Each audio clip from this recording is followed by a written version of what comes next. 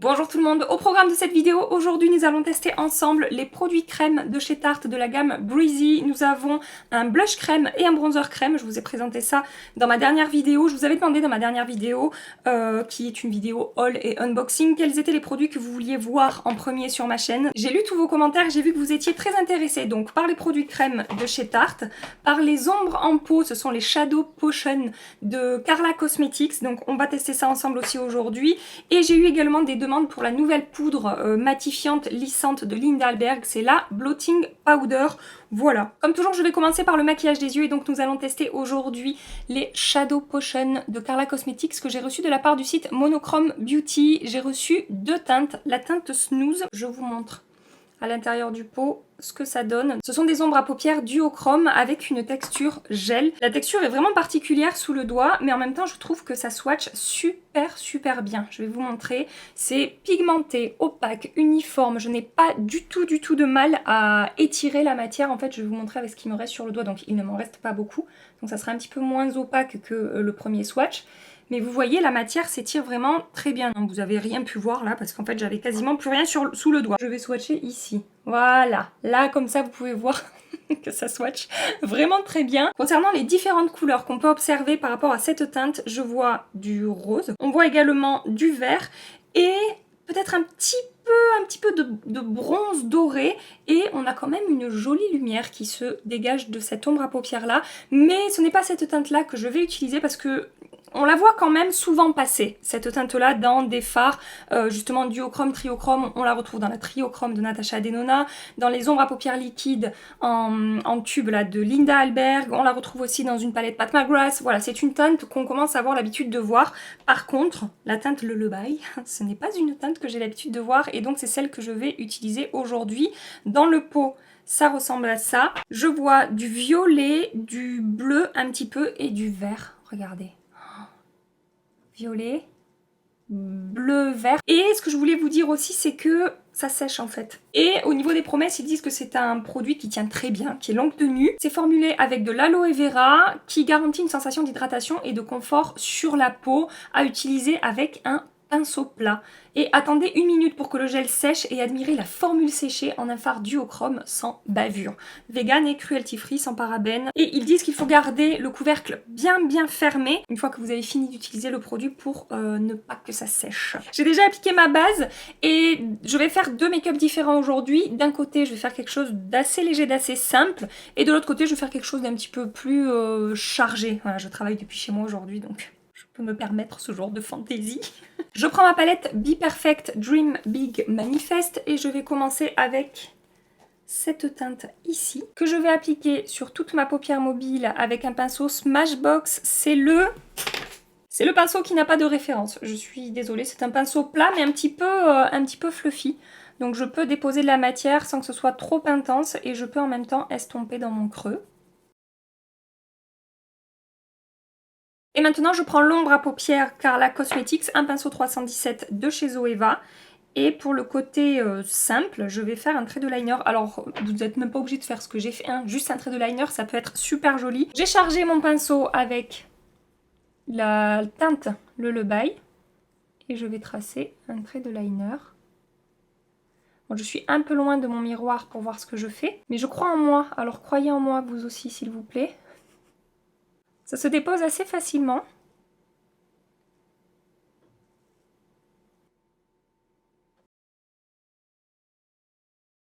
Pour remplir un petit peu mieux la pointe de mon liner là, parce que je trouve qu'il y a des endroits où c'est pas très bien rempli, je prends un pinceau plat mais petit, c'est le Get Lippy de Beauty Bay. Voilà. Je crois que je suis pas mal, hein. Je vais m'arrêter là. Je vois bien les reflets dans mon miroir entre ce bleu, vert et le violet selon l'angle avec lequel je vais regarder. Je sais pas si vous pourrez le voir à la caméra, mais je trouve le rendu vraiment sympa. Et en fait, de faire des traits de liner comme ça avec des teintes que peut-être vous n'oseriez pas porter sur toute une paupière mobile, ça peut vous permettre justement d'ajouter cette petite touche de couleur sans que ce soit trop chargé ou trop intense peut-être à votre goût. Moi j'aime beaucoup faire ça et du coup je trouve que ça fonctionne plutôt bien avec cette teinte là, mais de l'autre côté je vais faire quelque chose d'un un petit peu plus chargé quand même. Je vais commencer avec ma Triochrome de Natasha Denona. Je vais prendre cette teinte-là. Je vais l'appliquer en teinte de transition dans mon creux de paupière. Je l'applique également dans mon coin externe sur ma paupière mobile ici. Toujours dans ma Triochrome, je vais prendre cette teinte-là. Avec le même pinceau, je vais intensifier un petit peu mon coin externe et remonter un tout petit peu dans mon creux. Je prends maintenant la Circo Loco de Natasha Denona. Je vais prendre cette teinte ici avec un 231 de chez Zoeva. Je vais déposer ça également dans mon coin externe.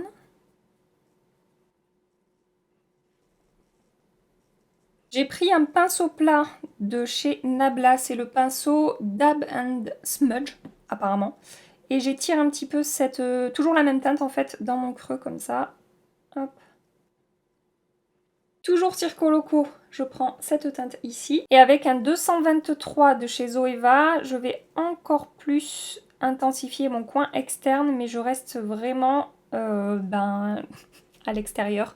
Vous voyez ce que je veux dire? Je recouvre pas complètement la teinte précédente que j'ai appliquée. Je crée juste un angle un petit peu fermé ici, au coin de mon maquillage. Et c'est maintenant que je vais utiliser l'ombre à paupières de Carla Cosmetics. Je prends mon pinceau 18 de Anastasia. Roulement de tambour.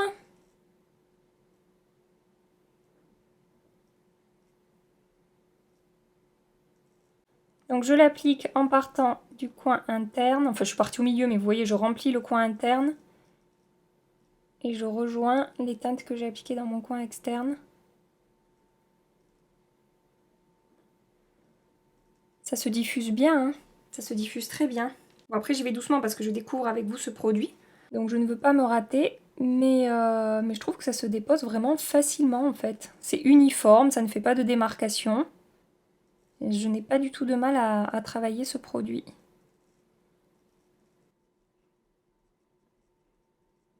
Écoutez, je vais m'arrêter là pour cette ombre à paupières que je trouve vraiment très facile à appliquer. Et je reprends cette teinte-là dans la Circo Loco, j'allais dire la Triochrome, non, la Circo Loco. Et je viens en redéposer un petit peu dans mon coin externe ici. Avec un pinceau JH42, j'ai un petit peu intensifié la teinte rose fuchsia un peu lumineuse là que j'ai appliquée dans mon creux. Voilà, je m'arrête là pour l'instant. J'applique liner, mascara et je reviens tout de suite avec vous. Hors caméra, j'ai également commencé à travailler mon teint. Tous les produits que j'ai utilisés seront dans la barre d'infos. Et maintenant, je vais réchauffer mon teint avec le nouveau bronzer de chez Tarte. Il s'agit du Breezy Cream Bronzer en teinte Seychelles.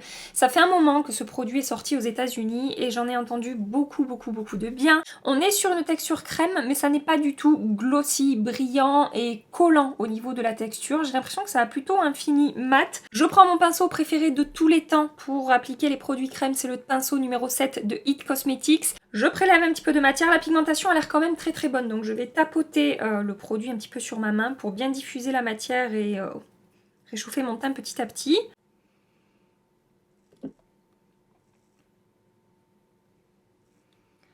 Si vous voulez craquer sur ce pinceau numéro 7 de It Cosmetics, n'oubliez pas que j'ai un code à l'année sur le site de It Cosmetics, c'est ItGaby, je vous mets tout dans la barre d'infos. Et si vous avez un petit peu de mal avec les textures crème, je vous l'ai déjà dit 100 fois mais je vous le répète encore aujourd'hui, n'hésitez pas à investir dans ce pinceau.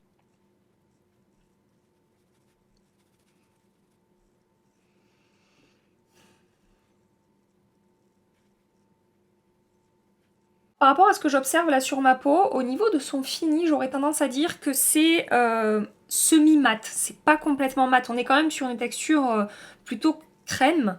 Donc c'est pas quelque chose qui va vous apporter vraiment de la lumière comme un enlumineur ou un bronzer très lumineux. Mais ça vous laisse vous voyez, un petit peu d'éclat au niveau de sa texture crème. Mais ça va disparaître quand je vais poudrer mon teint. D'ailleurs je suis en train de me dire que je devrais intensifier un petit peu plus vu que je vais poudrer mon teint par-dessus. Je vais m'arrêter là pour ce côté, ça s'est vraiment très bien passé. Aucune difficulté à étirer la matière, à faire fondre le produit sur ma peau, je n'ai pas de démarcation, ça s'estompe très bien, ça se diffuse très bien, je n'ai rien à dire de négatif. Je prends mon pinceau numéro 10, toujours de chez It Cosmetics, et je vais tester avec ce pinceau-là qui est biseauté et beaucoup plus dense en fait.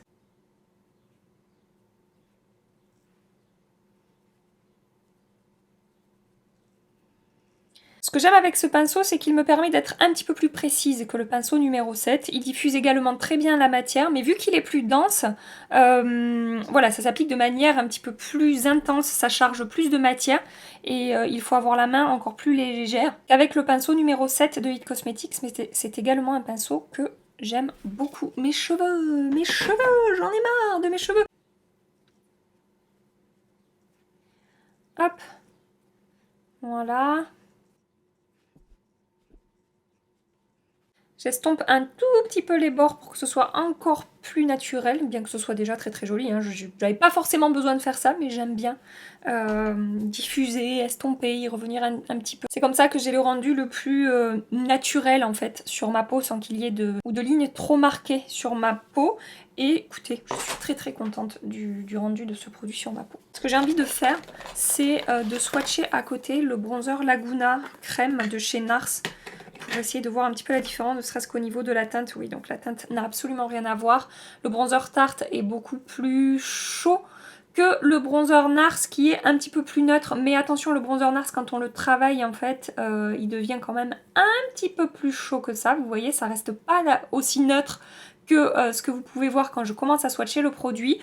Mais voilà, c'est un petit peu plus marronné aussi du côté du bronzer NARS. Et j'ai l'impression qu'il a une texture un tout petit peu plus velouté que le bronzer Tarte. Mais en ce qui concerne le rendu sur la peau, pour les deux bronzers, c'est vraiment très très joli. Ça se travaille facilement, ça se fond bien à la peau. Donc après, à vous de voir hein, sur quel bronzer vous préférez craquer. Si jamais ces produits vous intéressent, vous choisissez pour vous. Et maintenant, je vais tester le blush de la même gamme, toujours de chez Tarte.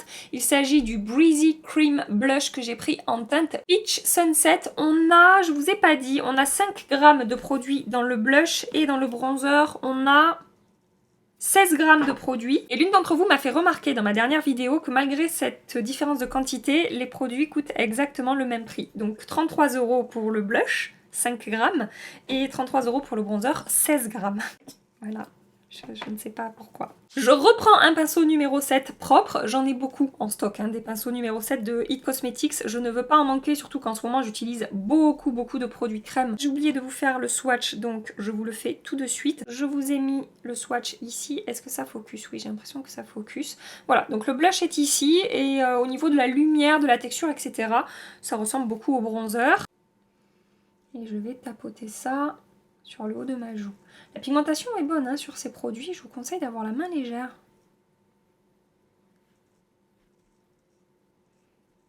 Et ça s'est appliqué en quelques coups de pinceau. En 10 secondes, j'ai appliqué ce blush. Juste, je fonds un petit peu ici, au niveau de mon anti-cerne et du haut de ma joue, pour pas que ça soit trop marqué.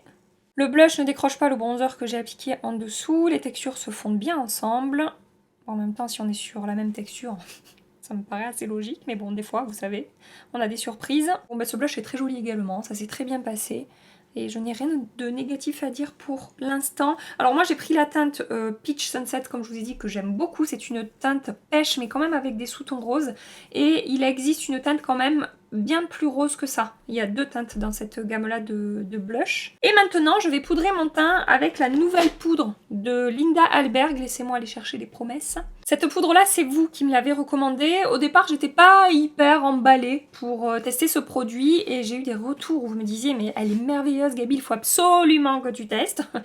Voilà, elle est chez moi. Hein. Donc ils nous disent que c'est une poudre compacte, absorbante, gardez le contrôle 24 heures sur 24, 7 jours sur 7. Oui, grâce à la poudre absorbante de Linda Alberg Cosmetics, cette poudre innovante sera votre meilleur allié pour lutter contre l'excès de sébum et de brillance à tout moment de la journée. Translucide, matifiante, floutante, enrichie d'acide hyaluronique. Pour tous les types de peau, cette poudre ne produit pas d'effet flashback, mais vous garantit un teint lisse et magnifique. Le packaging, ça ressemble à ça. On a un miroir dans le boîtier, la poudre compacte et une petite houppette Linda Alberg à l'intérieur. Je vais commencer par l'appliquer que de ce côté. Comme ça, je pourrais comparer le rendu sur ma peau. Effectivement, je trouve que ça matifie très bien la peau. Ça a tendance à lisser mes pores également. J'ai des pores qui sont plus lissés de ce côté que de ce côté. Par contre, je vous avoue que je suis pas hyper fan du rendu sur les produits crème. Je trouve que ça m'a créé quelques démarcations. C'est comme si ça avait fait comme des taches un petit peu sur les produits crème. Peut-être que j'aurais dû appliquer au pinceau par-dessus les produits crème. Par contre, lissant et matifiant, pour l'instant, je suis tout à fait d'accord. Donc ce que je vais faire de l'autre côté, c'est que... elle est où ma houppette? Ce que je vais faire pour l'autre côté, c'est que je vais l'appliquer à la houppette sur ma zone T. Je ne passe pas par-dessus le blush et le bronzer. Sur mon front, à la limite, c'est pas grave. J'ai pas l'impression que ça me fasse de démarcation sur le front, c'est plus sur les joues que ça déconne un petit peu. Et ensuite, je prends mon pinceau numéro 8 de It Cosmetics et je vais la déposer tout doucement par-dessus mon blush et mon bronzer. Peut-être que c'est à cause de la houppette que ça s'est pas bien appliqué et de manière pas très uniforme. Vraiment, j'y vais tout doucement. J'effleure ma peau en fait pour essayer de ne pas trop abîmer ce que j'ai appliqué en dessous. Et j'ai l'impression que ça fonctionne beaucoup mieux. Je vais essayer de rattraper un tout petit peu ici les démarcations. Donc d'abord bronzer. Et puis le blush. Oui, ça va, ça fonctionne. Je remets un petit peu de blush ici aussi. Maintenant, concernant le rendu de cette poudre sur ma peau, elle est très fine, donc elle n'a pas marqué ma peau, elle ne m'a pas ajouté d'effet de matière. Elle a un petit peu lissé mes pores comme je vous ai dit, mais voilà, elle ne se voit pas sur la peau. Maintenant, si vous aimez avoir un petit peu d'éclat sur votre teint, c'est vraiment très matifiant. Donc pas sûr que ça vous plaise dans ces cas-là, mais si vous recherchez une poudre pour bien matifier la peau, pourquoi pas, à voir évidemment ce soir au niveau de la tenue, si ça va correctement contrôler mes brillances ou pas. Je vais maintenant terminer mon maquillage des yeux. Je reprends cette teinte là dans ma palette Be Perfect. Mon pinceau JH38 de chez Morphe. Je vais appliquer ça tout le long de mon ras de cils inférieur. Donc ça va être très simple hein, de ce côté là. Je vais juste appliquer cette teinte partout en fait. Et je prends cette teinte là avec mon pinceau 237 de chez Zoeva que j'applique en touche de lumière. Waouh, c'est métallisé. Ça a l'air très très joli cette teinte. Je crois que je ne l'ai pas encore testé, cette teinte-là, dans la palette. Et ça m'a l'air vraiment très très joli. Crayon Cher dans ma muqueuse, c'est le Glide Liner de chez Sephora. Un peu de mascara au ras de cils inférieur. Et voilà, c'est terminé pour cet œil. Comme je vous ai dit, c'est vraiment très très simple. J'aime beaucoup l'association de la couleur du liner avec cette teinte que j'ai appliquée sur toute ma paupière mobile. C'est simple mais un petit peu coloré. Pour terminer le maquillage de ce côté-là, je reprends cette teinte dans la Triochrome de Natasha Denona. Avec mon pinceau 232 de chez Zoeva, je l'applique tout le long du ras de cils inférieur. Ensuite, je vais prendre cette teinte ici dans la Circo Loco de Natasha Denona. Avec le pinceau Shade Out de Beauty Bay, je l'applique dans mon coin interne. Je commence à étirer la teinte au ras de cils inférieur mais en restant dans mon coin interne.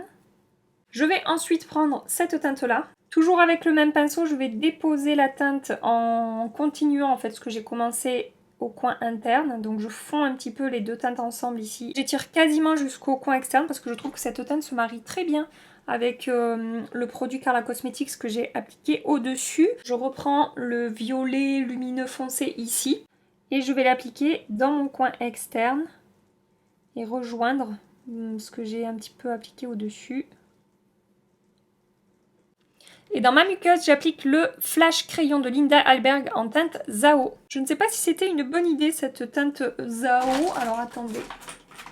Peut-être que ça ira mieux. C'est un crayon de chez Make Up For Ever. C'est une teinte bleue. Donc c'est le Aqua Resist Color Pencil en teinte numéro 8. Écoutez, hein, on va finir ce make-up en mode smoky. J'ai appliqué du mascara au ras de cils inférieur et j'ai terminé le make-up de ce côté. Regardez la lumière que dégage cette ombre à paupières Carla Cosmetics, c'est vraiment très très joli. Sur mes lèvres, je vais appliquer un produit de chez Dior, c'est le Lip Maximizer Hyaluronic Lip Plumper. On est sur un produit avec un effet un petit peu mentholé, vous savez. Et ce que j'aime bien faire en ce moment sur mes lèvres, c'est rajouter un petit peu du baume à lèvres de chez Benefit en teinte Berry par-dessus ce produit Dior. Mais pas beaucoup. Un tout petit peu. J'ai terminé ce maquillage, donc je vous montre en cachant mon autre œil pour que vous puissiez un petit peu mieux vous rendre compte du rendu du maquillage des deux côtés. Donc ça c'est le côté simple et facile à porter par rapport à mes goûts. Et ça c'est le côté beaucoup plus smoky, beaucoup plus chargé, que je ne porterai pas forcément tous les jours, on est d'accord. Mais bon, je voulais vraiment faire 2 types de make-up avec ces produits-là et vous montrer un petit peu les différentes possibilités avec cette ombre à paupières. Voilà, je reviens ce soir pour parler avec vous de la tenue des produits. À tout à l'heure. Me revoilà 7 heures après avoir appliqué le maquillage, je n'ai pas fait de retouche et je vais commencer par vous parler de la tenue de l'ombre à paupières Carla Cosmetics. Sachez que ça n'a absolument pas bougé. Voilà, tout est resté en place, donc c'est très positif de ce côté-là aussi.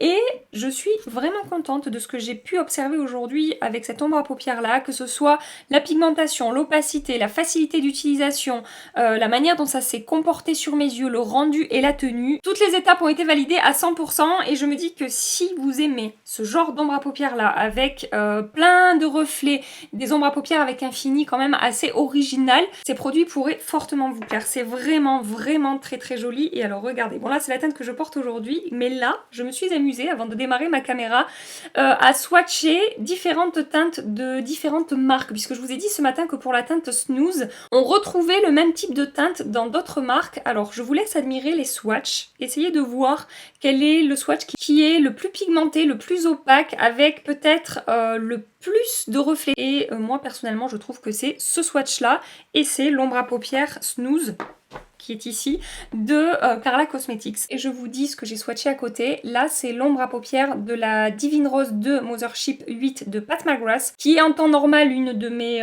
teintes préférées dans ce type d'ombre à paupières là. Mais là, je trouve que la Carla Cosmetics lui met un petit vent. Ça, c'est le produit de Linda Alberg. Je sais plus comment ça s'appelle. J'étais pas hyper fan de ce produit sur les yeux. C'est le Interstellar en teinte multichrome. Alors là, ça a l'air très joli au swatch, mais je me souviens que sur les yeux, le rendu était moins lumineux qu'au swatch et que c'était un petit peu fade sur les yeux. Et ensuite, ici, j'ai mis le fard de la palette Triochrome de Natasha Denona. Donc vraiment, je trouve que c'est celui-là le plus joli, en tout cas le plus intense et le plus pigmenté. Maintenant, je vais vous parler de la tenue des produits Tarte.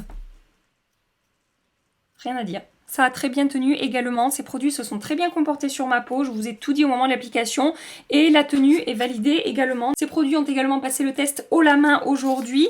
Par contre, je vous avoue que je suis un petit peu déçue de la poudre Blotting Powder de Linda Alberg Cosmetics. Je pensais que ça contrôlerait quand même bien mieux mes brillances que ça. Là, ça fait 7 heures, c'est pas non plus une énorme journée. J'ai pas fait grand chose qui m'a fait transpirer, on va dire, aujourd'hui.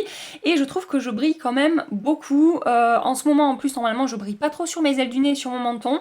Là, c'est le cas. Je vais tenter la retouche puisque apparemment cette poudre-là est géniale. Au niveau des retouches, je n'en doute pas, ça risque de super bien rematifier ma peau, voilà, ça rematifie très bien. Mais en termes de tenue et d'évolution au fil des heures, moi je valide pas trop de ce côté-là. Bon, évidemment à retester, on est sur un crash test, donc mon avis n'est pas définitif, c'est un premier petit avis qu'il faudra confirmer ou pas par la suite. Par contre, au moment de l'application, elle a un joli rendu sur la peau, comme je vous ai dit, on ne la voit pas, et elle matifie vraiment très bien. Là au niveau des retouches, vous voyez... ça s'est super bien passé, ça ne m'a pas rajouté d'effet de matière et ça m'a complètement rematifié. Voilà, donc on en reparle, mais vu les retours que j'ai eus et vu les revues que j'ai vues concernant cette poudre, je m'attendais à mieux que ça pour mes brillances. Voilà, c'est ma petite déception du jour. Et j'ai fait le tour de tout ce que je voulais vous dire ce soir. J'espère que cette vidéo vous a plu, j'espère que... Moi, je m'en remets pas de ça. À chaque fois que je regarde ma main, je suis complètement bluffée par le rendu de ce produit. Mon frère est venu me voir aujourd'hui, il m'a dit mais waouh, mais c'est quoi ce truc? Je lui ai fait swatcher, il me dit mais c'est incroyable. Bon, en même temps, il n'a pas l'habitude de voir ce genre d'ombre à paupières, mais ça m'a fait sourire de voir à quel point il était bluffé également par les effets en fait de ces ombres à paupières. Voilà, c'était la petite parenthèse familiale du jour. Je vous laisse ici pour aujourd'hui. Si cette vidéo vous a plu, n'oubliez pas de la liker avant de partir, ça fait toujours plaisir. Et n'oubliez pas également de vous abonner si vous voulez continuer les aventures avec nous. En attendant ma prochaine vidéo, je vous fais des milliards et des milliards de bisous.